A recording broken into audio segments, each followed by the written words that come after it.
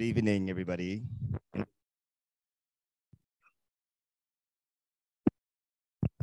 Yeah. My name is Karsan, for the organization about 5G and African youth. This is a simple narrative of what we want to achieve as young people in building the connectivity of Africa. And joined by esteemed panelists, the future Nikola Teslas and the wonderful Mrs. Catherine. And I would just like to give her a moment to do the opening remarks. Catherine?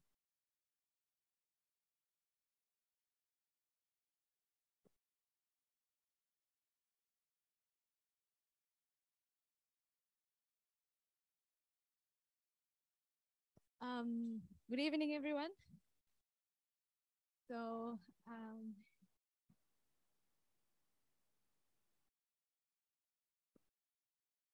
okay, so today's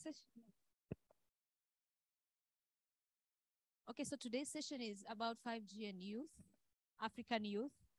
And my opening remarks will start with a quote I'll start with a quote that says, "When your technology changes the world, you bear the responsibility to help address the world you have helped create." So there has been a lot of, I think, misinformation about 5G and what it's all about. And also most youth in rural areas, or most youth in general, are not aware of what 5G is about. So when we speak of 5G and African youth, I think the question that comes to my mind is what youth are we targeting, or what youth are we speaking of? Because we are speaking of 5G, there are youth in rural areas who still don't even have access to 3G. So already when we are speaking of technology or internet, we're already drawing a line between youth who are unconnected and youth who are already aware of connectivity and internet in general. So 5G and African youth. So the question that I want it to remain with all of us is, what youth are we talking about? And are we bearing, the responsibility of the technology that we are bringing forth to these youth that we're speaking of? So that's my opening. Yes, thank you very much, Catherine. And it's important to say, as you can see, we are the youth. Now we live in a world where there is internet communications. People are discussing about, she highlighted, 5G is still a very new aspect in Africa. In most of our places, we don't even have 2G. Connectivity is an issue. Affordability is still an issue. But people are developing cases that are transcending humanity to the metaverse and everything. But this seems quite new. Emerging technologies are embedded in one thing, which is connectivity. AI, blockchain, all depends on the availability of a stable and good, strong connection, because it's data-driven. Even the ITU now is reasoning on how we deal with computational reasoning to be shared to everybody. That's how the cloud services happen. But we are not there. There is a big digital divide, not only in the connectivity matter, but in the use cases. And it is sad. And Foko, what comes in mind when we speak about 5G and African youth? One thing, when I think of Africa, I think of riches. And I think it's very important that we realize the power that we have as a continent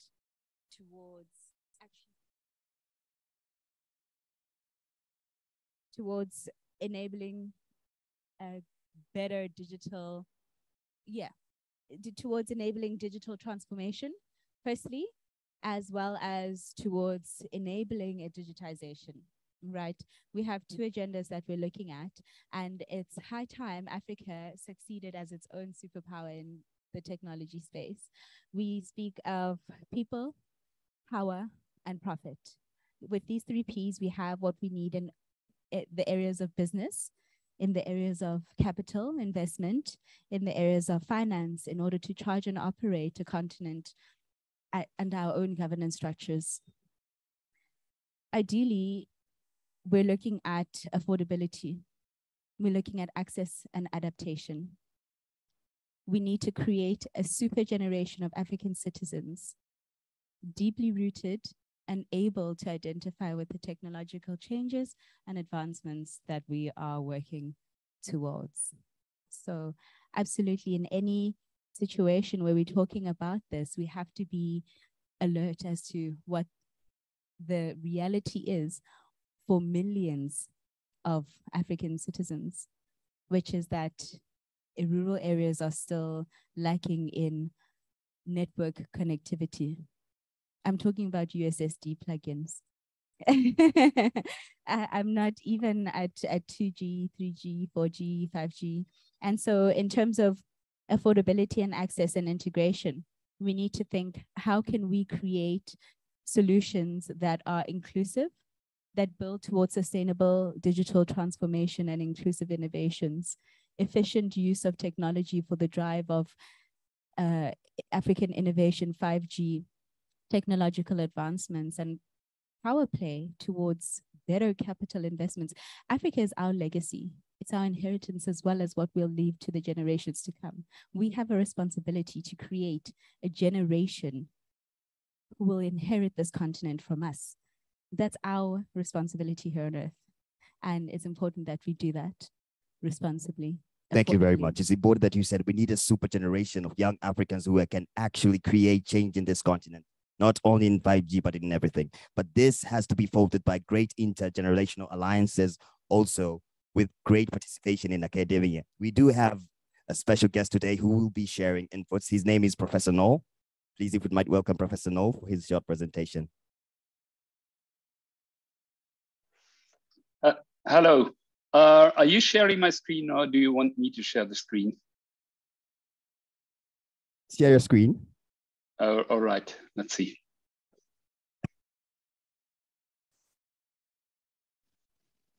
I hope you see my screen now.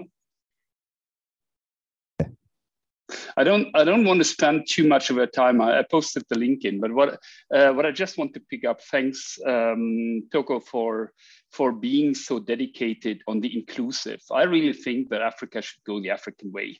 There's no way of replicating the business model of 5G in Western countries. And that's the reason why when we talk about 5G, what we've actually seen is the focus on connecting the unconnected and actually seeing that how can we bring internet everywhere. And what I'm not saying, we are not able to like build 5G coverage everywhere. But what we are able to is use 5G to actually connect to every spot and make an internet spot, as we did here in Tanzania, in Isasi, south of Dodoma, or in the Iringa district. So there are two short topics I want to address. The topic number one is 5G has a fantastic technology called multi-MIMO, which actually allows to concentrate the energy and the reach out to where it belongs. And that is used now to connect here in Norway, HUTs, up to like 120, up to 300 megabits per second, in some cases up to 500 megabits per second, for a price of just $120 US. So it should be able to actually build a 5G backbone, which is then specifically to reach out to villages, to reach out to schools, and make that in an affordable way. Well, that actually means that the thinking of 5G, not from, let's say, the end user, but rather from the distribution network, is something one should consider. The second point, what I want to bring up, and thanks for starting with the university, is really like we have the big ambition where Europe now comes through the global gateway and says we will put 300 billion euros on the table for helping on the infrastructures for Africa. And that is where I'd love you to make up your voice and say that, hey, one of the necessary things we need is connectivity for all. And I don't want to spend more of the time, but like saying that this is a list of what I'd love universities to look at and really say that, hey, if we look in the history of the internet came from the ARPANET, from the universities, building the national research and education networks. So why don't we extend them and do everything which has to do with education, everything which has to do with empowerment, and build the internet again, such that it reaches out. through the Ubuntu Net Alliance, through the Vagrant, the Astrans, and so on and so forth. So that at the end of the day, universities, as we do with Dar es Salaam University and Dodoma University and the Dar es Salaam Institute of Technology, build competence centers where students are involved in connecting schools. And as a return, the universities can actually get data from the communities to make the research on the communities. And I just jump over and take my last point. And that last point is the suggestion of applying the model for the road to the internet. I mean, you see on the right side, everything which has to do with 5G, this enhanced mobile broadband, the massive IoT, and the ultra reliable low latency communications. But those are all only technology layers. But really the societal layer is that it's able to use the network slicing in 5G to build a network layer as we have it on the road. Once the roads are built, pedestrians and cyclists can use the road for free. So why don't we do that on the internet and say that text and pictures are free for everyone, and that is the free information layer. I stop here in the interest of others to comment on it. Thanks for listening. Thank you very much, Professor. And it's a key highlight that you said, use cases are important. We need to build for Africa. We need to build 5G for Africa. The 5th generation of cellular communication is just a heightened improvement of what connectivity means. But use cases start when a resource is available. Availability is important because it offers the possibility and the capabilities for people to actually engage. Availability of informational resources, availability of the infrastructure itself. Speaking about availability of the informational resources, we have a friend of ours from the technical side who will explain further what 5G means and how it could be implemented. Ernest, welcome.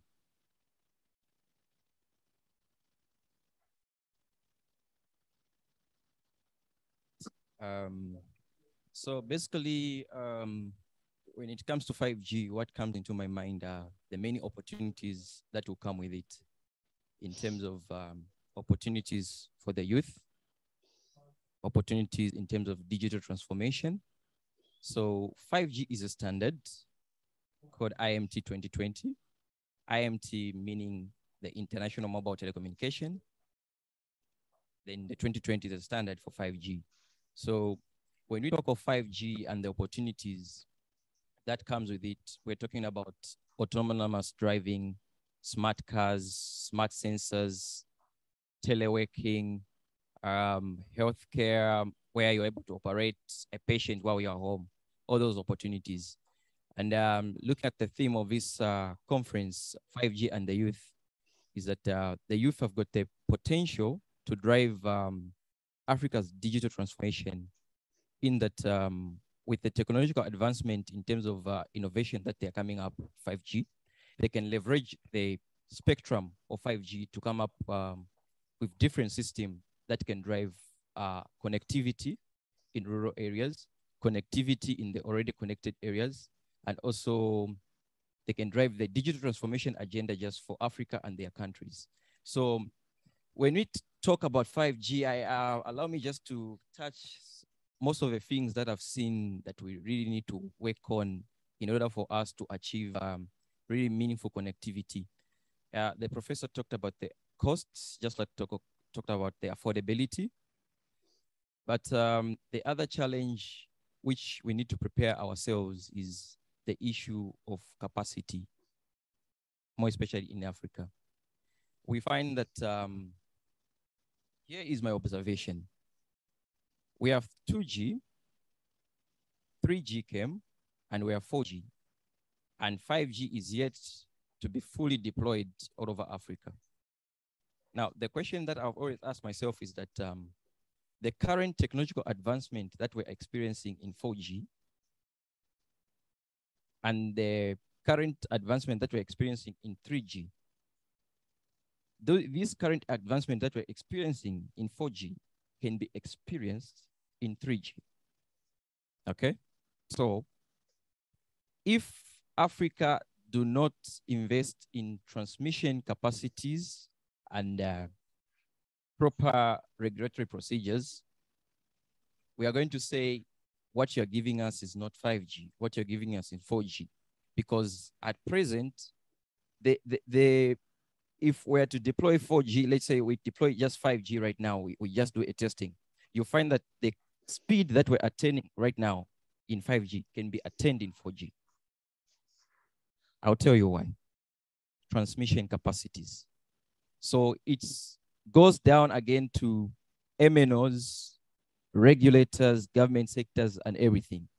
We have, I'm sure the professor online can bear with me. We have what we call bands for 5G, 4G. For example, 4G uses bands like 2100 MHz, 1800, 1900 MHz, then GSM 900, that's 3G.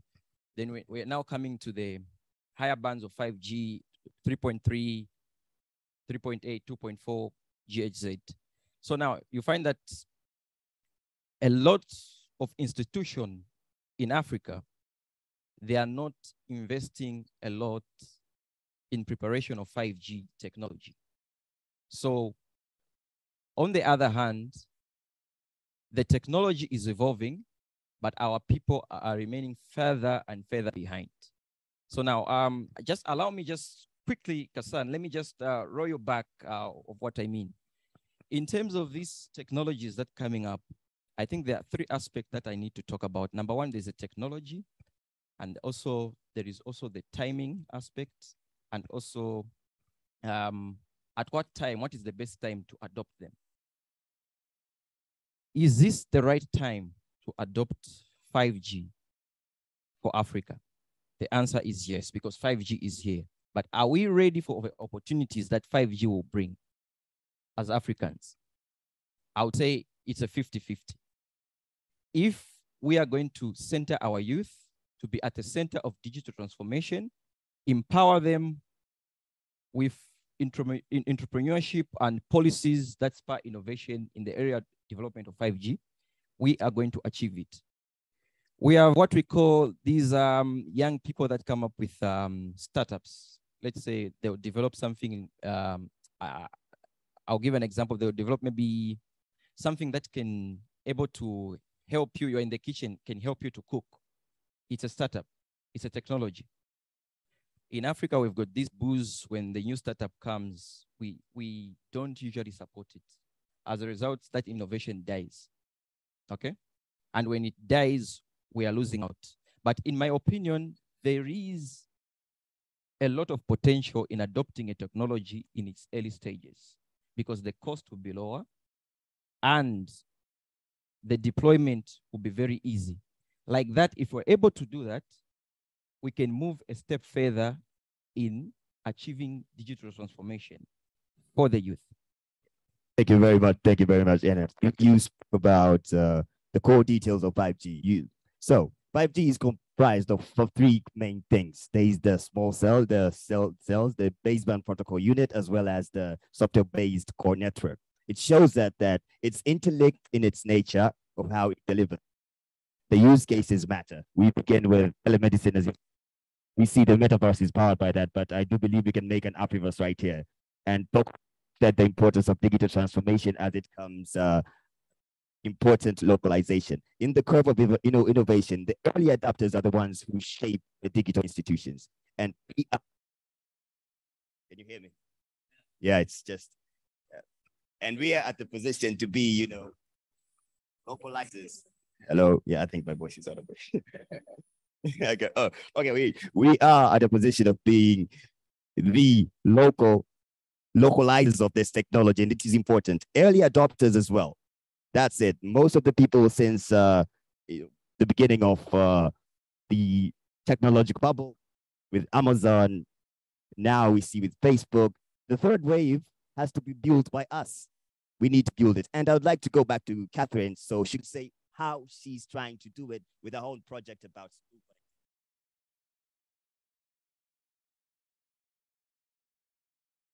Okay, so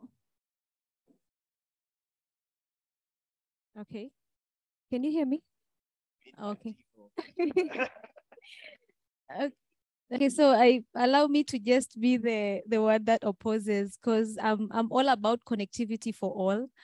And for what when we are speaking of 5G, we are already bringing, I mean, 3 different groups of people. Youth who are still on 2G. Then we have youth who can access 3G and 4G, who are mostly using it maybe for social media. You've explained things about startups and self-driving cars, but the youth that use 3G and 4G mostly is for social media.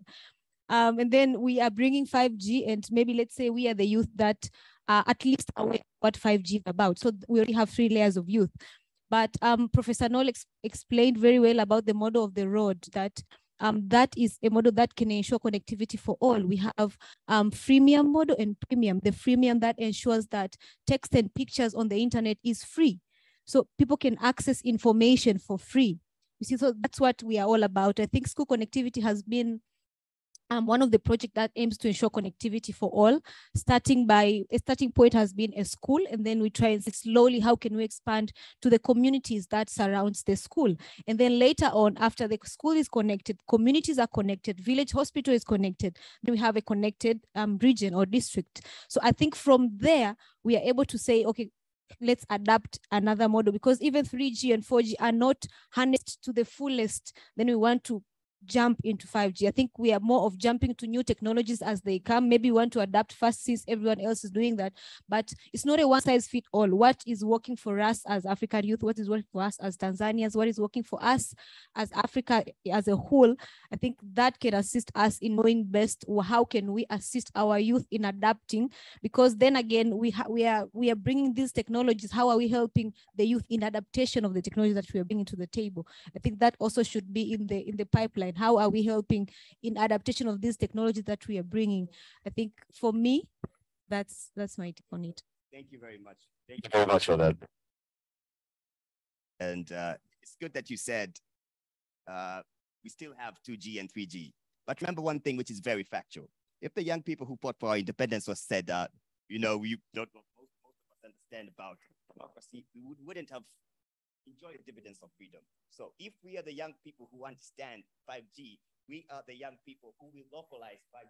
We are the young people who will manifest the future of the institutions of Africa. So Thoko, maybe join me and say what young people can really do in opening up the space of Africa and creating more meaningful solutions in adaptive. So 2 things. We've got to look at digital skills and upskilling, and look at realistic solutions for upskilling youth, right? This is everything from coding, robotics, AI, and governance. It's up to African youth to run programs and create partnerships sustainably that are going to lead to a change in not only knowledge, but knowledge transfer. We've got to start intergenerational dialogues. Make sure that we are abreast with what issues and challenges the current and previous generations face, so that we will be able to lead on that and lean on that in order to iterate successfully as we move forward. Just a note on the earlier conversation.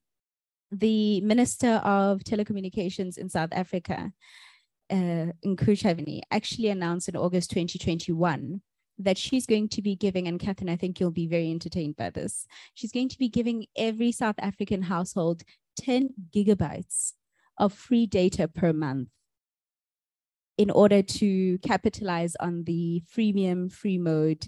And actually, you know, technically, data is a capital concept. There's no real need for anyone to be paying for data other than its allocation to that individual. Right? So this is why I opened up the conversation by saying what we're talking about right now is money. We're talking about capital. We're talking about profit, and that's it. Power. Yes, thank you. The 3 Ps: people, power, profit. And I mean, we've got to know that in order for us as the African youth to be engaged and empowered in this conversation, we need to know where it starts, because we need to know that it ends with us. The responsibility and onus is on us, as I said yet again, to hand over and, you know, give this Africa to the next generation. But not only that, to take it, right? Thank you very much. And we see how we are aligning together.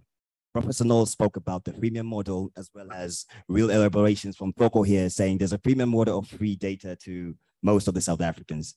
And that is key. I'd like to welcome Kuzefi, who will highlight a little bit on policy as a policymaker and decision maker and the youth. How do you think we could localize 5G? Welcome right here, sir. Come take a seat right here. Hi, everyone. I think it's good to talk about 5G, but we have to make sure that there is accessibility and affordability everywhere. In my country, I'm still struggling with accessibility. So when you are in, talking about 5G, for me, it's like a high level, discussion. So first of all, let us make sure that there's accessibility, that people have access to a digital device, first of all. Secondly, to connectivity.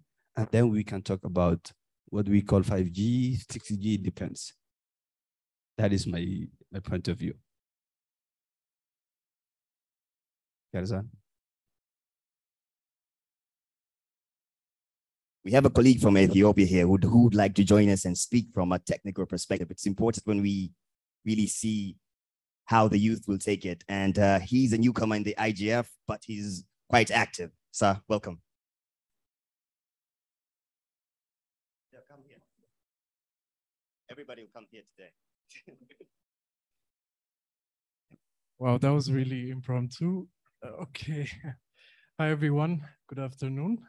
This is Abi from Ethiopia, currently working with the Digital Center for Excellence for Digital ID, Trade and Economy with the United Nations Economic Commission for Africa. I don't know if it's technical, but yes, I am newcomer for the IGF, but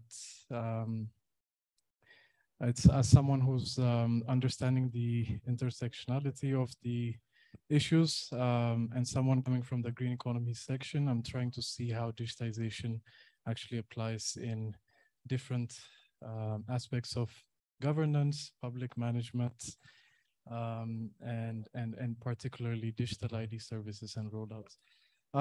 Yes, Addis is coming, the global IGF, and there's so many issues and agendas we all like to bring forward into these sections, and it's interesting to see how we can particularly influence agendas and see what we want it to be discussed within these. I heard that it's the agendas are usually set up early in February, and then for the next year, so you have to apply for February 2023. But that being said, we're trying to look at how local youths and local NRIs can participate in these processes and get more people to participate as much as possible. It's all about engagement at the end of the day. And this is just a personal, it's not representing UNECA, but it's just more of a personal opinion. But yeah, as Darren, is there anything particular? So I just want to say welcome, and hopefully I get, as we connect more, it would be nice if I get to get more inputs from all of you, see how, hey Abby, what's up, can we get these, is there local youths engaged in these processes or this particular subject, and then we can see how we can link it up, given that the short period of time we have. So welcome to Addis, hopefully. So. Thank you, Darryl. It's important that you say the key of a multi-stakeholder approach and engagement, because that is what will build 5G in itself. And everything is built by us. So when we find a way to really relate and exchange the capacities, we can build a better future. And Zani, would you like to come here and just share a little bit of what Botswana is doing to transform the youth in implementing 5G? Welcome. South Africa. South African. I mean, we're all Africa, yeah? Hi, everyone. My name is Advocate Sanyuwe Ntatisi Asare. I am the chairperson of the South African Internet Governance Forum, which I think is quite progressive, having a young person as a chairperson for the national IGF. So I think from a youth perspective, I'll speak, I think, just outside of the IGF, a combination of that. I sit on the consumer advisory panel for our Independent Communications Authority, which obviously is an overlap with what we're doing from an IGF perspective. You can, I guess, see that as our NRI work that is sponsored by the government, so to say. So a lot of the work that we do as a consumer advisory panel is going to marginalized community. So we go into rural South Africa, and our specific target audience when it comes to telecommunications, broadcasting, and I guess postal services, but with a focus on ICT, cybersecurity, data protection, and literacy. Pardon me, I'm going to cough. Oh. No coronavirus, it was just some saliva going down the wrong pipe. But what we do really is we sit down like this.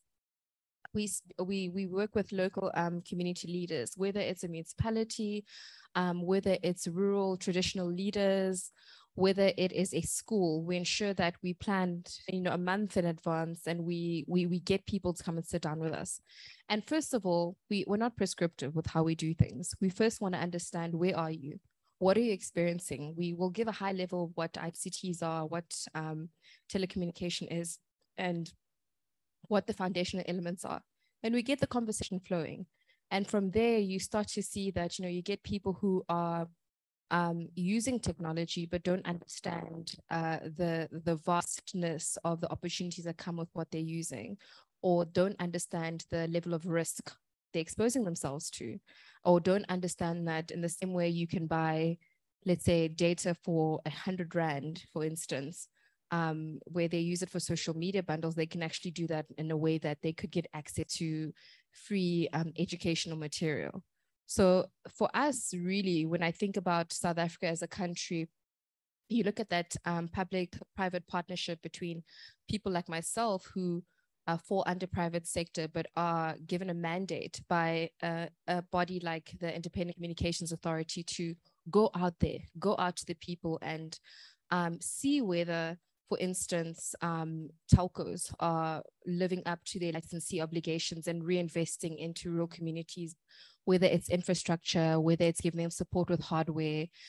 So there's that synergy if you look at it, right?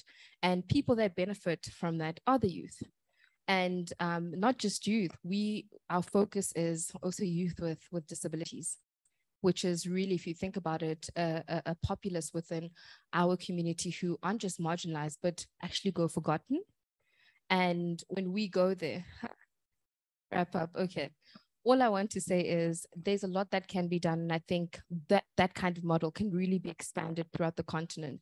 We need to become more conscious with when we actually do mention youth, who we're talking about as well, because we really do have marginalized groups within this marginalized group. Thanks.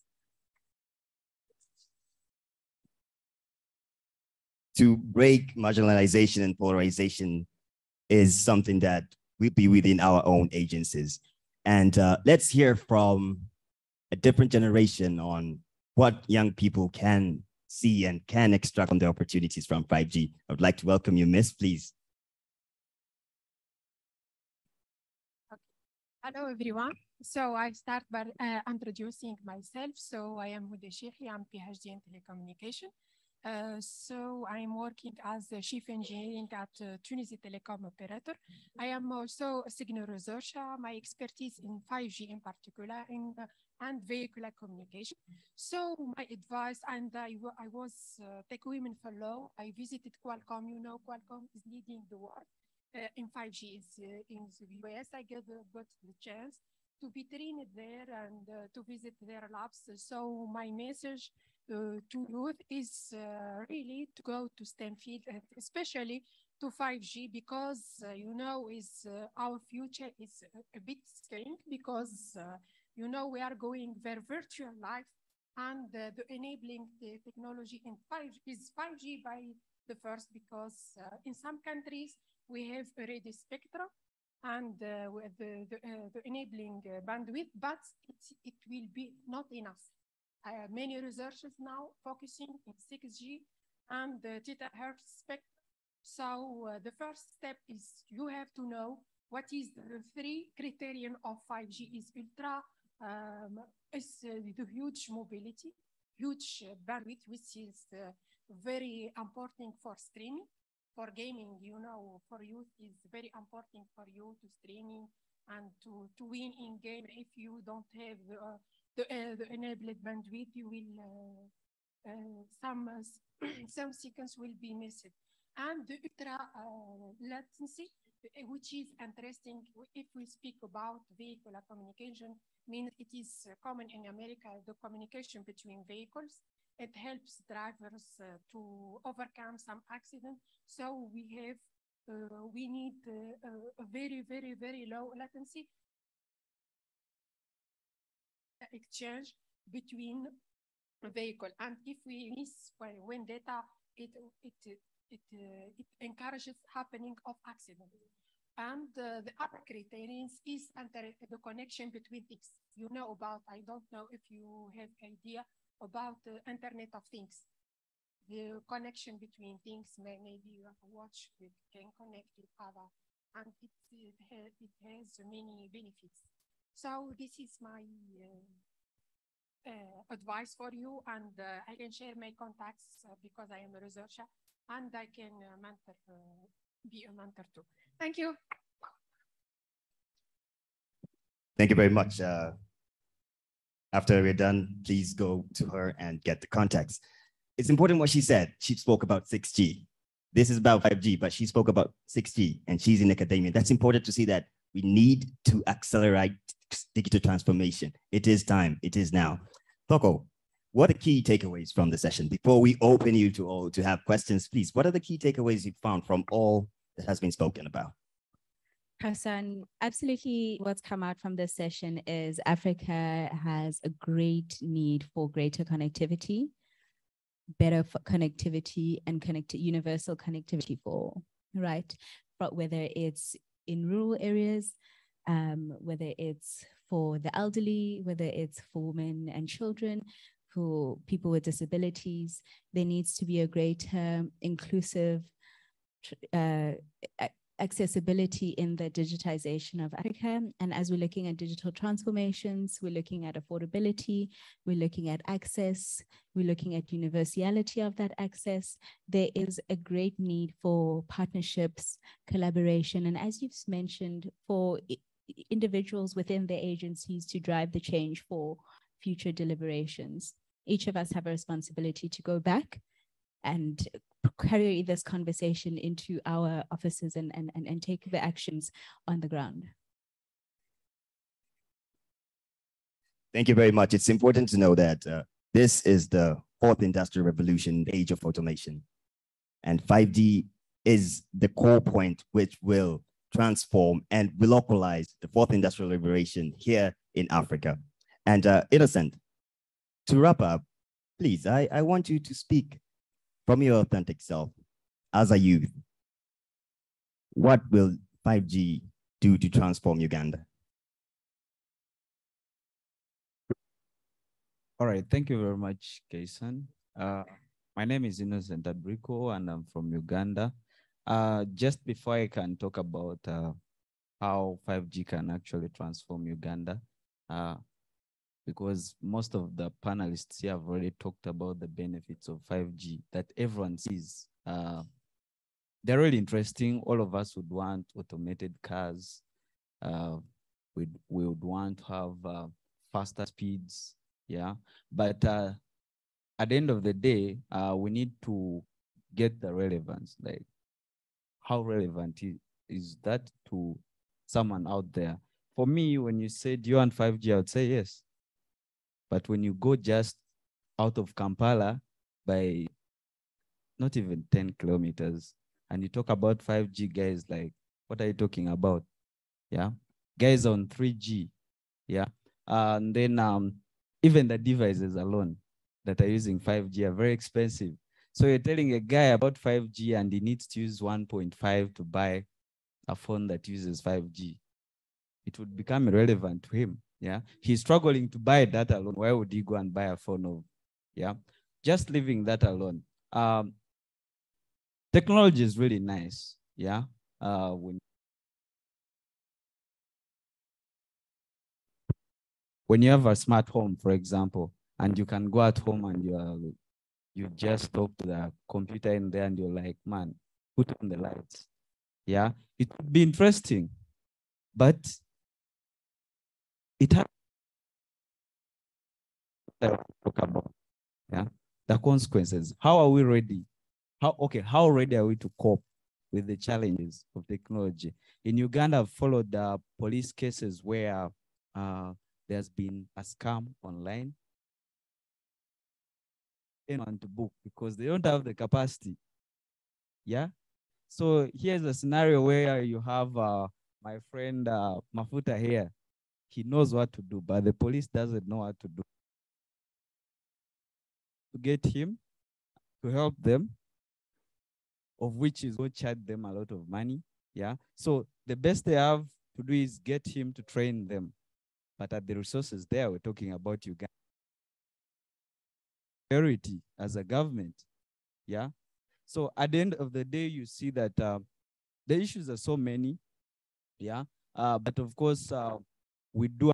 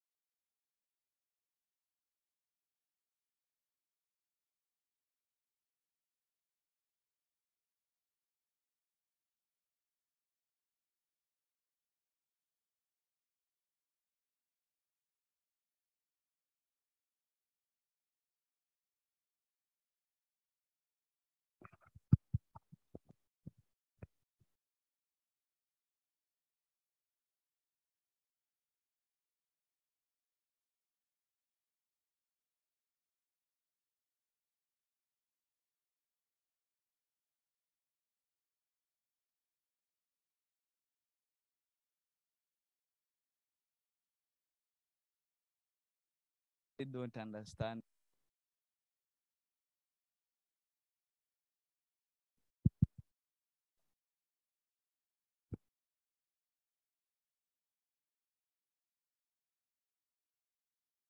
So we need to start thinking of capacity building uh, for one lawyers. Okay, every stakeholder that is involved at the end of the day, police that I've already said, and everyone, including even technical guys. I mean, do our communications commissions do they have enough staff that actually understand what is required in terms of infrastructure? Yeah. Mafuta here can tell us more about that since they are his colleagues. Yeah. Thank you very much. Thank you for that. I see now conversation that we hear government, regulators, resources. I'm just hearing the beauty of the multi-stakeholder approach in transforming this. And we might say, you know, when I just go to Kampala or to Lilongwe and I speak to somebody who does not know about 5G, then who is responsible in localizing? It is us. That is why we are having these conversations. These conversations are the bedrock, are the frameworks of empowering strong structural relations in Africa digital institutions. Catherine, please, I would like you to share your key points from what has happened, and then to you, Mafuta, and to you, Thoka, then we'll close. Okay. So I think for me, what will live with me is what Soko said. We have to know where it starts because it ends with us. So I came with a perspective. I did not have that perspective that it ends with us. I was just very keen on where does it start. So since I know it ends with us, including me, so now I'm curious to know where it starts.